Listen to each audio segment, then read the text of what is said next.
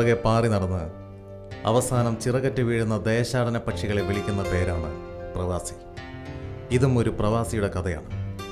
നമ്മളറിയാതെ നമുക്കിടയിൽ ജീവിക്കുന്ന ഒരു പാവം പ്രവാസിയുടെ കഥ. ചായ നന്നായിട്ടുണ്ട്. കച്ചവടമൊക്കെ എങ്ങനെയുണ്ട്? കച്ചവടമൊക്കെ വളരെ കുറവാണ്. പഴയ മാതിരി ഏർപ്പാടൊന്നുമില്ല. ഇവിടെ ഊണിന് എത്രയാ? ഊണിന് 45. എൻ്റെ ഈ 10 രൂപയുള്ളൂ. അവിടെ വെച്ചോളൂ. ഇതിനുള്ളത് തന്നാ മതി. പൈസ ഇല്ലാന്ന് കരുതി പട്ടിണിയൊന്നും കിടക്കണ്ട.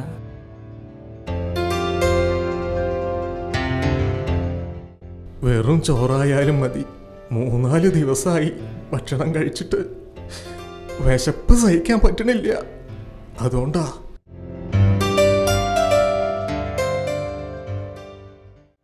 എന്തു പറ്റിയേട്ടാ? എന്തിനാ കരയുന്നത്? എൻ്റെ പഴയ കാലം ഓർത്തു പോയതാ.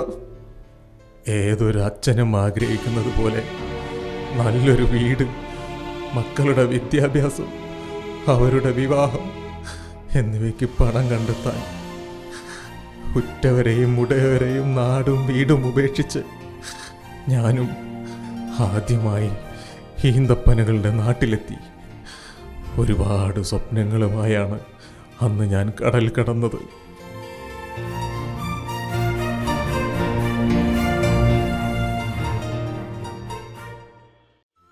കഷ്ടപ്പെട്ടും പട്ടിണി കിടന്നും ജീവിതത്തിലേക്കൊരു ഓട്ടമായിരുന്നു. കഠിനാധ്വാനത്തിലൂടെ ഞാൻ നേടിയെടുത്ത എൻ്റെ സ്വപ്നങ്ങൾ, അല്ല ഞങ്ങളുടെ സ്വപ്നങ്ങൾ എല്ലാം എൻ്റെ മക്കൾക്ക് വേണ്ടിയായിരുന്നു. അവസാനം അവർ എന്നെ എനിക്ക് താങ്ങും തണലുമാകേണ്ടവൾ എന്നെ തനിച്ചാക്കി നേരത്തെ അങ്ങ് പോയി.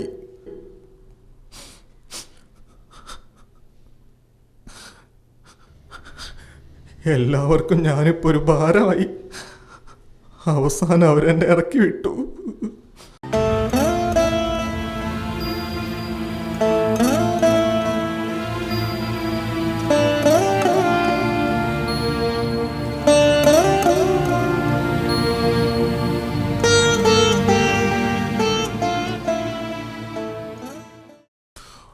ഓപ്പോളുടെ നിർബന്ധപ്രകാരം എൻ്റെ സ്വത്തുക്കളെല്ലാം ഭാഗം വയ്ക്കാൻ ഞാൻ തീരുമാനിച്ചു. അന്നും എൻ്റെ കൊച്ചുമോൻ എന്നോട് പറഞ്ഞു, അപ്പാപ്പ അതൊന്നും വേണ്ട അപ്പാപ്പ, അവസാനം അപ്പാപ്പ വയ്യാതാരാവും. ഒന്ന് പോടാ, വലിയ വായിൽ വർത്താനം പറയാതെ. ടോമി,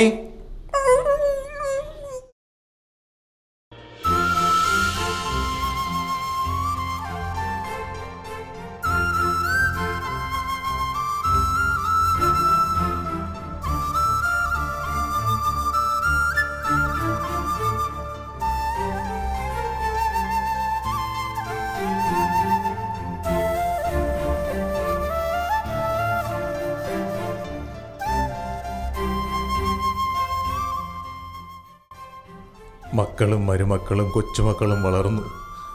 അവർക്ക് പണത്തിന് ആവശ്യമുണ്ടെന്ന് ഓപ്പോൾ പറഞ്ഞപ്പോഴാണ് ഞാൻ അറിഞ്ഞത്. അവർക്കും ചിറക് വെച്ചു തുടങ്ങി.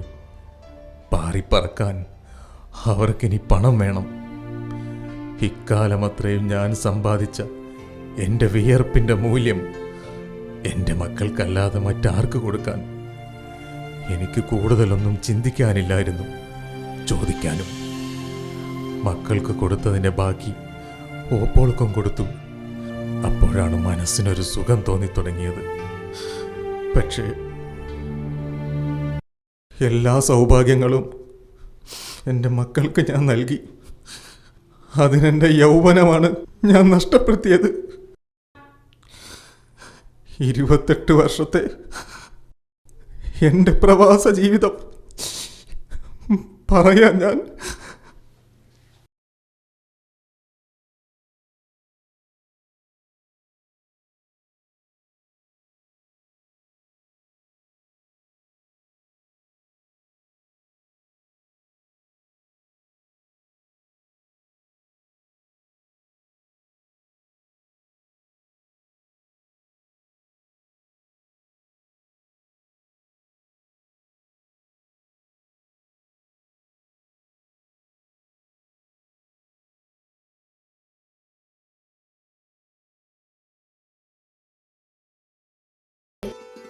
പഠിച്ചു കഴിഞ്ഞു. തർക്കത്തരം പറയുന്നു. തല്ലിന്റെ കുറവാ നിനക്ക്. വെള്ളം കൊണ്ടുകൊടുക്കാൻ നീ എന്ത് വേലക്കാരനോ? പാർവതി, അവനൊന്നും ചെയ്തില്ല. നിങ്ങളാ എന്റെ കൊച്ചിനെ ഇങ്ങനെ വഷളാക്കുന്നത്. കേറി പോടാകത്ത്.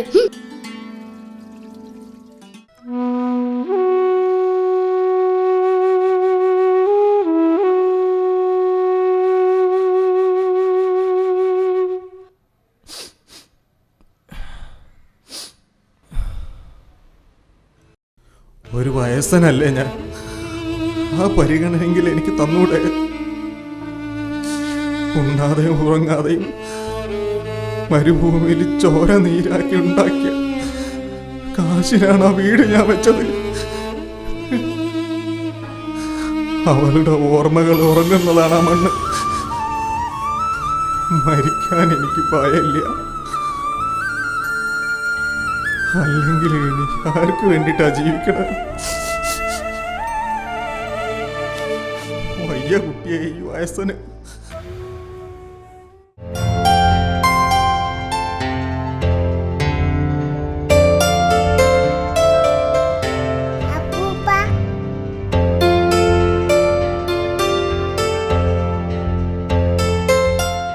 ഏത് നേരവും ഫോണാണല്ലോ.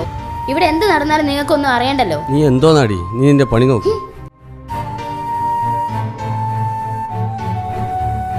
നിങ്ങൾ എന്റെ മാല കണ്ടോ? നിന്റെ മാലയൊന്നും കണ്ടില്ല. അവിടെ എങ്ങാനും ഉണ്ടാവും. നീ തപ്പി നോക്കിയേ. അല്ല പിന്നെ നിങ്ങൾക്കൊന്നും അറിയണ്ടല്ലോ. എത്ര ലക്ഷം രൂപയുടെ മാലയാണെന്ന് അറിയാമോ? എത്ര ആയാലും എന്താ, നീ വെച്ചത് എവിടെയെന്ന് നിനക്കറിയില്ലേ? ഒന്ന് നല്ലോണം തെരഞ്ഞു നോക്കിയേ. അല്ല പിന്നെ എവിടെ വെച്ചത് നിനക്ക് ഓർമ്മയില്ലേ? അറിയില്ല. ഒന്ന് നോക്കങ്ങട്. എനിക്ക് ചില ആൾക്കാർ സംശയമുണ്ട്. ആഹാ, പറഞ്ഞ പോലെ നീ മാല എവിടെ പോയി?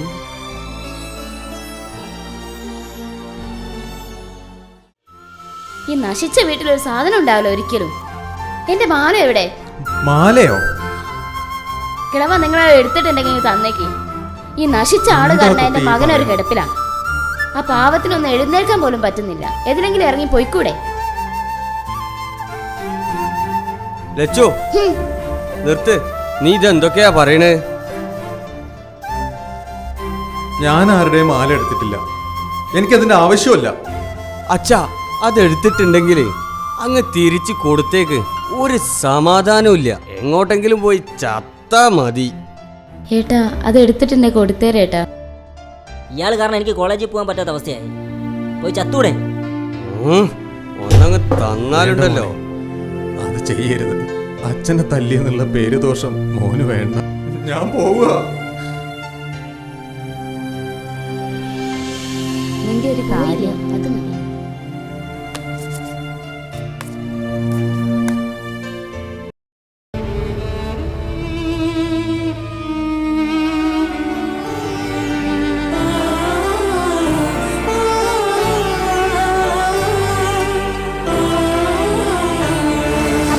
വായോ.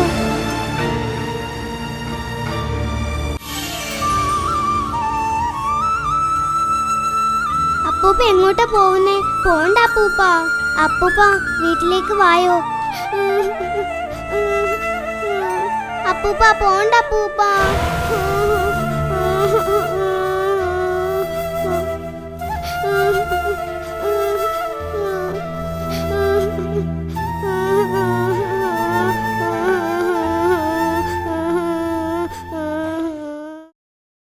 എന്ത് കാഴ്ച കാണാൻ നിൽക്കുക? കയറി പോകത്ത്. വെറുതെ കഴിച്ച ശീലല്ല, അതുകൊണ്ടാ. കാണാം.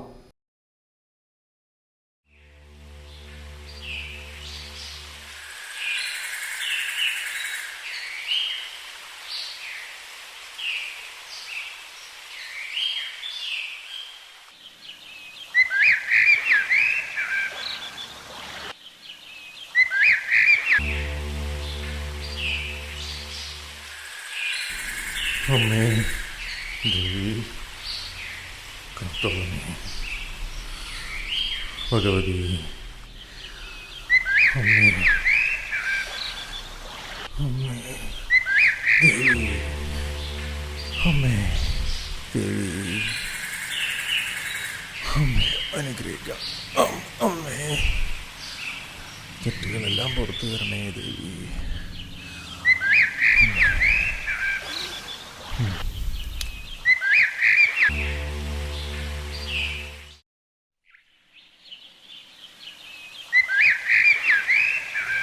ഈശ്വര സമയം കുറേ ആയല്ലോ, വണ്ടി പോയി കാണോ? ദേവി കത്തോളണേ. ആരാണാ കിടക്കുന്നത്? ദൈവമേ, ഇന്നലെ കടയിൽ കണ്ട ആളാണല്ലോ ഇത്. പാവം വിശന്ന് തളർന്ന് കിടക്കുകയായിരിക്കും. ഏട്ടാ ഏട്ടാ